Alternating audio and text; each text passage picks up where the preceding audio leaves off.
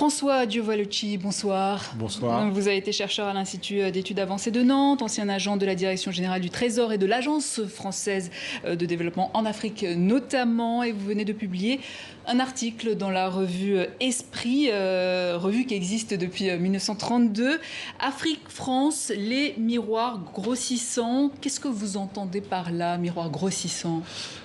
Mon idée est que la France et l'Afrique ou du moins l'Afrique francophone essentiellement, sont entrées dans un jeu de miroirs où chacun exagère l'importance de l'autre pour son destin. La France est nostalgique de son ancien statut de grande puissance et essaye de rester une grande puissance à travers sa présence et sa politique en Afrique. Et donc accorde une importance majeure donc, à l'Afrique dans sa politique étrangère. Et alors, à l'inverse, un certain nombre de milieux africains, parce qu'il ne faut pas trop globaliser, voient dans la France la source de tous ces problèmes, la source de toutes les difficultés. Donc, si vous voulez, je crois que chacun exagère l'importance de l'autre. Sentiment anti-français, c'est ce que vous voulez oui, dire. effectivement. Alors, sentiment anti-français, il faut être prudent dans cette expression. C'est une condamnation de la politique française. Cette condamnation, elle est ancienne. En fait, elle date d'après les indépendances et elle est surtout liée à la politique du précaré qui a fait que la France soutenait un certain nombre de dictatures africaines. Donc, c'est plus ça qui a généré ce sentiment anti-français que la colonisation elle-même. A contrario, on voit par exemple qu'au Vietnam, où il y a eu une guerre extrêmement violente et où il y a eu une répression aussi des mouvements communistes par une colonisation extrêmement forte, il n'y a pas de sentiment anti-français. De même, au Kenya, malgré la brutalité de la répression de la révolte Mau Mau, il n'y a pas un fort sentiment anti-britannique.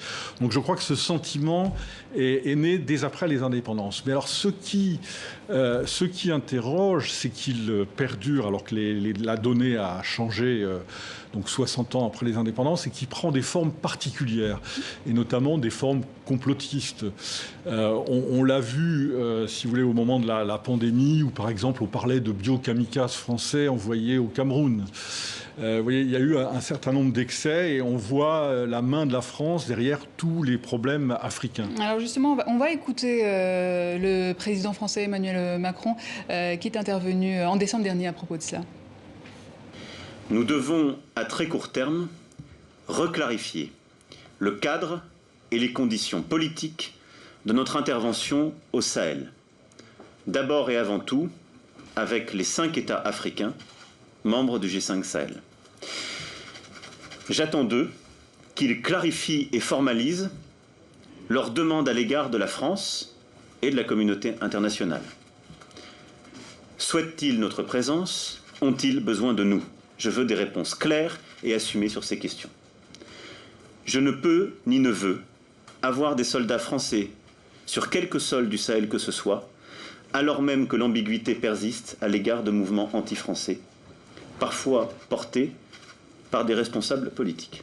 Voilà, donc finalement, ça veut dire que ce sentiment anti-français concerne une élite et est-ce qu'il n'est pas forcément généralisé en fait en Afrique francophone? Il n'est pas généralisé. En fait, il a varié dans le temps. Il varie selon les milieux, selon les générations. Il est très fort chez les jeunes.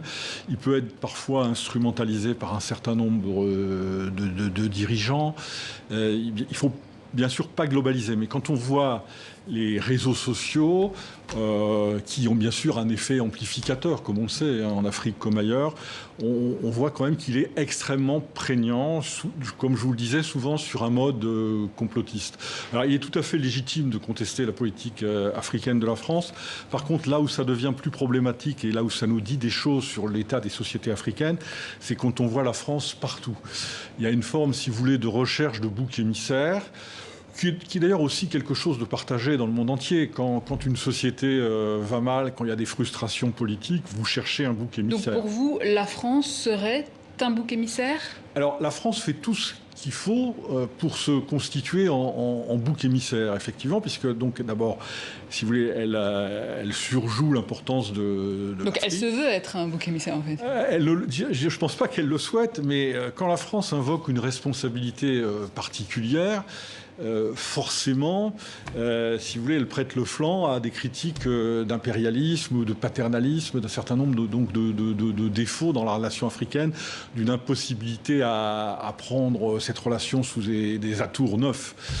Quand la France est la première à citer l'émergence de l'Afrique au plan économique, ce qu'on peut contester, et à dire que son avenir économique est en Afrique, alors qu'en fait les exportations vers la zone franc ne représentent pas plus que nos exportations vers la République tchèque. Si vous voulez, elle amplifie, à mon avis, elle donne les verges, elle tend les verges pour se faire battre. Vous parliez tout à l'heure de complotisme. Vous dites par exemple qu'au Niger, les 2 mines d'uranium sont en fin de vie et le nouveau gisement d'Imouraren n'est pas rentable, donc pas de production. Vous voulez dire qu'il y a beaucoup d'idées reçues si vous voulez, quand j'étais dans ce rapport j'ai travaillé 3 ans au Niger. On m'expliquait que le Niger était absolument stratégique pour la France puisqu'il y avait des mines d'uranium, ce qui était vrai à une certaine époque. Maintenant, si vous voulez, les mines sont usées et il y avait une nouvelle mine qu'on ne met pas en production. Donc ça prouve que l'enjeu n'est pas si grand. Donc, si vous voulez, idem pour Total. Il y a eu des grandes heures de Total en Afrique, mais maintenant, au fond, l'Afrique francophone n'est plus si importante que ça pour Total, à part un gisement au Congo qui s'appelle Moho Nord.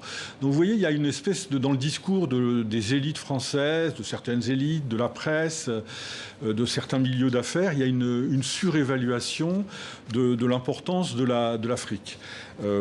En tant que débouché économique. Et si vous voulez, ça prête à un certain nombre de confusions. Donc pour vous, la France n'a plus d'enjeux économiques en Afrique ? Elle a des enjeux limités, c'est tout. Et plus stratégique aujourd'hui et géopolitique peut-être ? Alors, si vous voulez, je crois que stratégique, comme je le disais, elle essaye de jouer à la grande puissance, mais tout cela avait un sens quand il y avait si vous voulez, un bloc occidental et que la France était un peu le gendarme délégué du bloc occidental en Afrique contre la menace communiste. Aujourd'hui, le bloc occidental est ébréché, la communauté internationale a bien des problèmes, si vous voulez, et la France, elle est un petit peu seule au Sahel, elle n'est pas accompagnée. Alors, et elle, si vous voulez, pour se faire accompagner au Sahel, elle est mise en position de demandeuse vis-à-vis des États-Unis et de l'Allemagne. Alors, il y a quelques progrès, mais on voit bien que pour une partie de la communauté internationale, au fond, la France veut être en Afrique, qu'elle se débrouille.